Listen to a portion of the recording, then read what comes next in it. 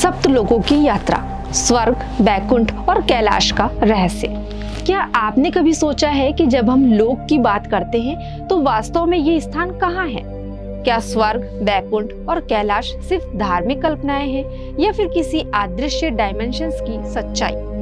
आज हम बात करेंगे सप्तलोक की रहस्यमय यात्रा के बारे में, उन लोगों की जिनका उल्लेख वेदों, पुराणों और उपनिषदों में मिलता है और जिनका रहस्य आज भी आधुनिक विज्ञान को चकित कर देता है। प्राचीन शास्त्रों के अनुसार यह ब्रह्मांड केवल वही नहीं है जो हम देख सकते हैं, यह कई स्तरों या लोकों में विभाजित है। इन्हें कुल 7 ऊर्ध्वलोक और 7 अधोलोक कहा गया है, लेकिन इन लोकों में सबसे ज्यादा चर्चा होती है स्वर्ग, बैकुंठ और कैलाश की। ये तीनों ही लोक अलग अलग ऊर्जा और चेतना के केंद्र माने गए हैं। आइए इनका रहस्य समझने की कोशिश करते हैं। स्वर्ग, जिसे इंद्रलोक भी कहा जाता है, वेदों में इसे एक हायर फ्रीक्वेंसी रिलीम बताया गया है, जहां इच्छाएं तुरंत पूरी होती हैं और आत्माएं सुख का अनुभव करती हैं। यहाँ का वर्णन बहुत रोचक है। सोने के महल, अमृत की नदियां और कल्प वृक्ष जो किसी भी इच्छा को पूर्ण कर देते हैं, परंतु यह कोई स्थायी स्थान नहीं है। पुराणों के अनुसार स्वर्ग में रहना आत्मा के पुण्य कर्मों के समाप्त होने तक ही संभव है। इसके बाद आत्मा पुनः पृथ्वी पर जन्म लेती है। फिर बात करते हैं बैकुंठ की, भगवान विष्णु का दिव्य लोक। विष्णु पुराण और गरुड़ पुराण में इसका अद्भुत वर्णन मिलता है। यह कोई अस्थायी लोक नहीं है, बल्कि अविनाशी यानी इंटरनल रिलीम है। बैकुंठ को समय और मृत्यु से परे माना गया है।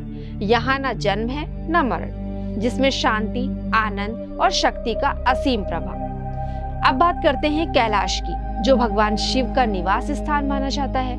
कैलाश पर्वत के बारे में कई रहस्यमय तथ्य हैं। कहा जाता है कि यह पर्वत अक्षय ऊर्जा का केंद्र है। इसकी संरचना पिरामिड जैसी है और यह ब्रह्मांडीय ऊर्जा को संतुलित करता है।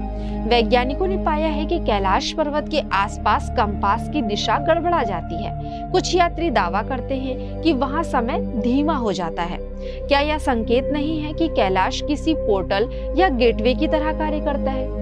संभव है कि यह लोगों के बीच यात्रा का द्वार हो, जहां से साधक ध्यान और तपस्या के माध्यम से सप्त लोकों की यात्रा कर सकते हैं। प्राचीन ऋषि योग और ध्यान के माध्यम से इन लोकों की यात्रा कर पाते थे। शायद यही कारण है कि शास्त्रों में कहा गया है, यथा पिंडे तथा ब्रह्मांडे, यानी जो हमारे भीतर है वही इस विशाल ब्रह्मांड में है।